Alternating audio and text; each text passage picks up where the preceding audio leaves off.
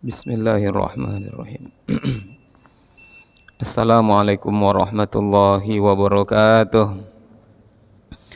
Alhamdulillahirabbil alamin wassalatu wassalamu ala asyrafil anbiya'i wal mursalin wa ala alihi wa ashabihi ajma'in. Rabbi shrah li sadri wa yassir li amri wahlul 'uqdatam min lisani yafqahu qawli. Bapak Ibu jamaah salat zuhur yang kami muliakan, kami doakan semoga kita semua senantiasa dalam keadaan sehat walafiat. Allah beri kita rezeki yang penuh berkah melimpah ruah, dan kemudian semoga Allah kokohkan iman istiqomah kita sampai nanti kita kembali menghadap Allah Subhanahu wa taala. Amin ya rabbal alamin. Satu hadis yang diriwayatkan dari sahabat nan mulia Abu Hurairah. Hadis ini bisa kita temukan dalam kitab Sahih Bukhari dan juga di dalam kitab Sahih Muslim, bahwasanya Abu Hurairah pernah berkata, Sami'tu Rasulullah sallallahu alaihi wasallam yaqulu, aku mendengarkan Rasulullah bersabda, kata Abu Hurairah. Apa dianya sabda Nabi? Mana haitukum anhu fajtanibuhu, apa yang aku larangkan kamu darinya, fajtanibuhu, maka jauhilah olehmu larangan itu. Wa ma amartukum bihi, dan apa yang aku suruhkan kamu kepadanya, fa'tu minhu mastata'tum, maka lakukanlah apa yang aku suruhkan itu dengan segenap daya dan upayamu. Fa innama ahlakal ladzina min qablikum, karena sesungguhnya dibinasakannya orang-orang sebelum kamu itu, kata Nabi, kasratu masailihim, karena terlalu banyak tanya mereka, waqtilafuhum ala anbiyaihim, dan kemudian karena banyaknya penentangan mereka terhadap nabi-nabi mereka. Kata Rasulullah, apa yang aku larangkan kamu maka jauhilah, dan apa yang aku suruhkan kamu kepadanya lakukanlah dengan segenap daya dan upaya. Dibinasakan orang-orang sebelum kamu, kata Nabi, karena banyak tanya dan banyak menentang nabi-nabinya. Bapak Ibu yang dimuliakan Allah, maka dari hadis ini banyak pelajaran yang bisa kita petik. Yang pertama, bahwasanya apa yang dilarangkan oleh Rasulullah jauhi, apa yang disuruhkannya maka lakukan. Dan harus kita yakin seyakin-yakinnya, di balik setiap apa yang diperintahkan pasti di situ banyak kebaikan. Dan di balik setiap yang dilarangkan, kalau tidak dilakukan pasti di situ banyak keburukan. Perintah pasti baik, larangan pasti buruk. Yakinlah kita di situ. Perintah Allah pasti mendatangkan kebaikan. Apa saja yang Allah lakukan, apa saja yang Rasulullah inginkan dari kita untuk mengerjakan, lakukan saja. Sami'na wa ata'na, kami dengar dan kami taat. Tidak sami'na wa asaina, tidak kami dengar tapi kemudian kami ingkari, sebagaimana yang dilakukan oleh orang Yahudi dan orang Nasrani. Maka Bapak Ibu dimuliakan Allah, ada perintah Allah berat, lakukan saja. Ada perintah Allah barangkali tak masuk di akal kita, lakukan saja. Kenapa? Perintah itu pasti baik. Tidaklah syariat menyuruh kita untuk melakukan sesuatu pasti di balik itu ada kebaikan. Contoh yang berat yang tak masuk akal, Allah suruh Nabi Nuh untuk membuat kapal. Orang yang tinggal di tengah gurun padang pasir dapat perintah untuk buat kapal. Kalau kita, Bapak Ibu dimuliakan Allah, perintah itu jatuh kepada kita, kita yang di Pekanbaru, di Sumatera, yang banyak sungai, yang banyak laut, ini barangkali perintahnya masuk akal. Kalau Nabi Nuh tinggal di pinggir sungai Siak, tinggal di pinggir sungai Kampar contohnya, dapat perintah buat kapal, masuk akal. Tapi Nabi yang tinggal di tengah gurun, Bapak Ibu, untuk buat kapal itu tentu membutuhkan kayu yang besar. Maka kalau kita tengok di negeri yang tandus, Saudi contohnya, jangankan cari kayu yang besar, cari lidi saja sulitnya minta ampun. Setelah kita bertalbiyah di Bir Ali, berangkat ke tanah suci Mekah Al-Mukarramah, talbiyah kita, bermikot kita, kiri kanan muka belakang, 5,5 jam perjalanan bus kita dari Madinah ke Mekah. Yang kita tengok apa? Bukit bebatuan, gurun padang pasir. Jangankan cari kayu, cari lidi sulitnya minta ampun. Maka kalau kita baca di dalam kitab Qasasul Anbiya, Bapak Ibu dimuliakan Allah, ketika Nabi Nuh dapat perintah buat kapal, maka kayu yang dipakai untuk buat kapal itu ditanam terlebih dahulu setelah memakan waktu selama 100 tahun lamanya. Beratnya perjuangan Nabi Nuh. Setelah kayu itu tumbuh lalu kemudian ditebang, mulai Nabi Nuh buat kapal. Dipuji orang, bukannya dipuji tapi justru dibuli. Kalau kita hari ini setiap kali ada yang lihat Nabi Nuh contohnya punya Instagram, punya Facebook, dimasukkan ke Instagram, diupdate, kemudian dibully di situ, ada orang gila. Kenapa? Buat kapal padahal di tengah gurun. Buat kapalnya sulit, cari kayunya sulit, tapi apalah daya, ini perintah.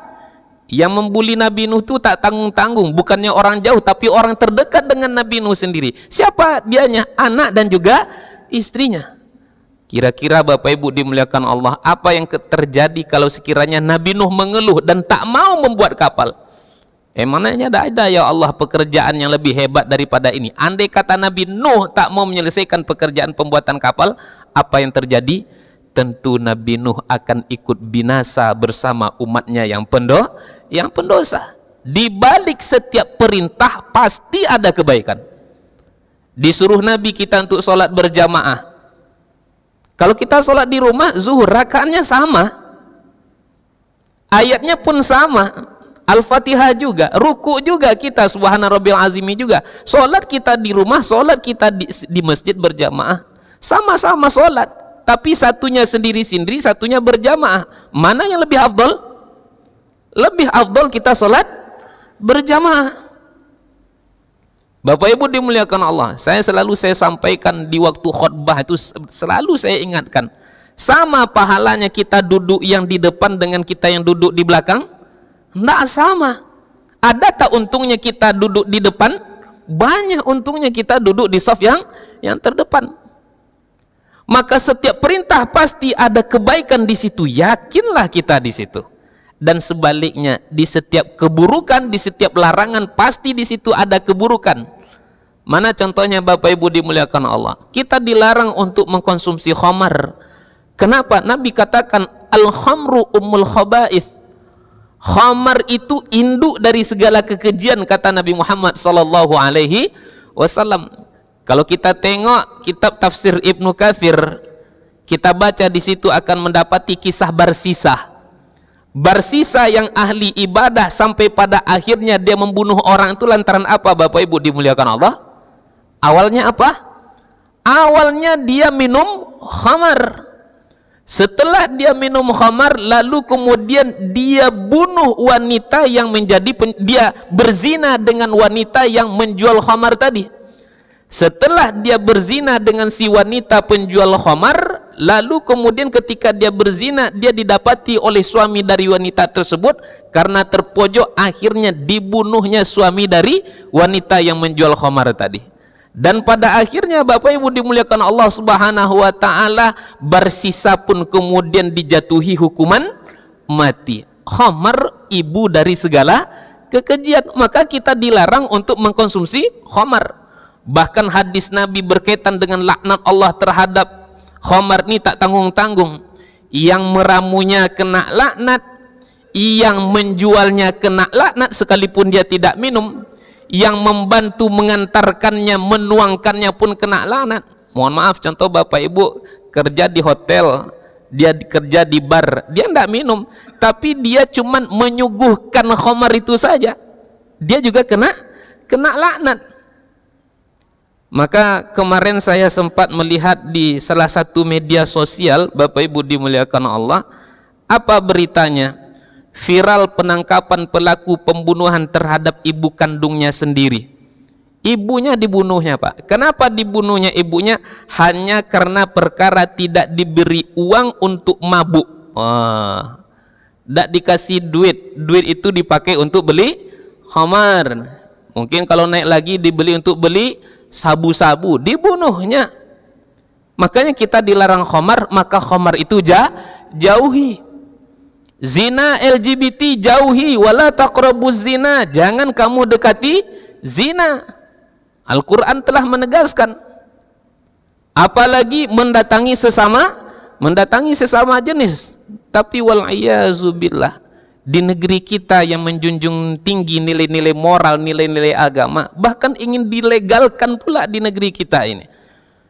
Cukuplah Bapak Ibu dimuliakan Allah beberapa kasus, beberapa berita yang kita dapati. Contohnya yang mana? Bapak Ibu mungkin pernah membaca tentang yang dijatuhkan vonis seumur hidup, dijatuhkan hukuman seumur hidup oleh pengadilan Manchester, Inggris, atas 159 kasus pemerkosaan terhadap 48 korban pria WNI kita yang sekolah di luar negeri, Bapak Ibu dimuliakan Allah, lalu kemudian mohon maaf berbuat yang tak semestinya dia lakukan. 48 korbannya adalah pria. Itu kan baru yang teridentifikasi. Bahayanya LGBT, Bapak Ibu dimuliakan Allah.